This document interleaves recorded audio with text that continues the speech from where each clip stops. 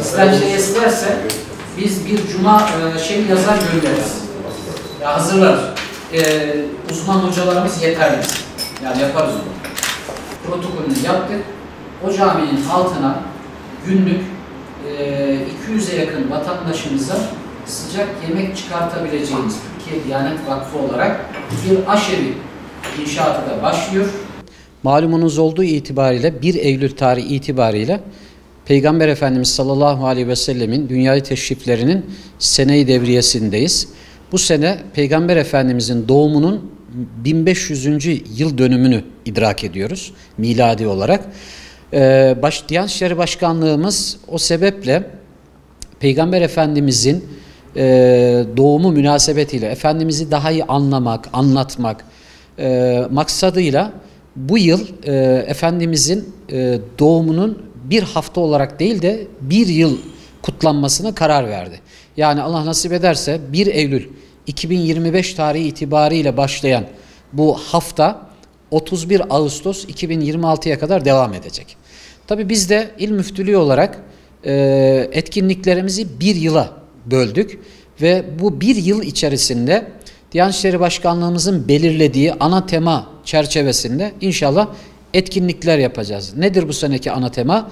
Hazreti Peygamber ve Hazreti Peygamber Efendimizin aile ahlakı. Malumunuz aile yılı bu sene. Dolayısıyla Peygamber Efendimizin merhametini, Peygamber Efendimizin şefkatini, Peygamber Efendimizin nasıl bir peygamber olduğunu bu topluma inşallah yapacağımız etkinliklerle anlatmaya çalışacağız. Tabii bu etkinliklerimiz içerisinde çocuklarımız var, gençlerimiz var, aileler var, engelli kardeşlerimiz var.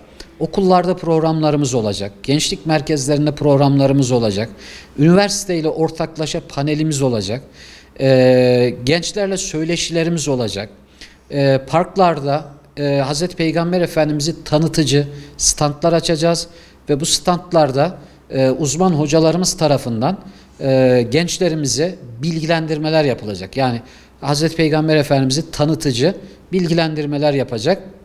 Kur'an ziyafetlerimiz olacak yıl içerisinde. Türkiye'de bilinen hafız hocalarımızı Diyarbakır'a davet edeceğiz ve onlar inşallah Kur'an ziyafeti sunacaklar. Ve yine bu haftadan başlamak üzere belli aralıklarla Ulu Camimizde sabah namazı, ailece sabah namazı buluşmalarımız olacak. Bu vesileyle sizin aracılığınızla ben bu haftaki pazar günkü Ulu Camimize tüm vatandaşlarımızı davet ediyorum. Ve yine her perşembe günü hadislerle onu anlamak başlığıyla yine tarihi Ulu Camimizde vatandaşlarımıza yönelik her hafta hadis sohbetlerimiz, hadis derslerimiz olacak. Ve inşallah 17 ilçe olarak dolu dolu bu Mevlid-i Nebi haftası münasebetiyle 1 yıl boyunca rahmet peygamberini insanlarımıza anlatmaya çalışacağız. Şunun da altını çizeyim. Malumunuz 2 yılı aşkın bir süredir kanayan bir yaramız var. Filistin davamız var. Gazze davamız var. Ben bu vesileyle sizin aracılığınızla oradaki Filistin'deki mazlum kardeşlerimize bu zulmü, bu katliamı reva gören başta Siyonist İsrail olmak üzere onların destekçilerini kınıyorum, lanetliyorum. Cenab-ı Hak buradaki kardeşlerimize tez zamanda muzafferiyetler ihsan eylesin. Biz Filistin ve Gazze duyarlılığını da bu sene Mevlid-i Nebi haftası içerisinde vatandaşlarımızda gönüllerinde diri tutmak, canlı tutmak maksadıyla etkinliklerimizin içerisinde inşallah bunlar da olacak. Ben bu vesileyle tekrar Mevlid-i Nebi haftamızın hayırlara vesile olmasını Cenab-ı Hak'tan niyaz ediyorum.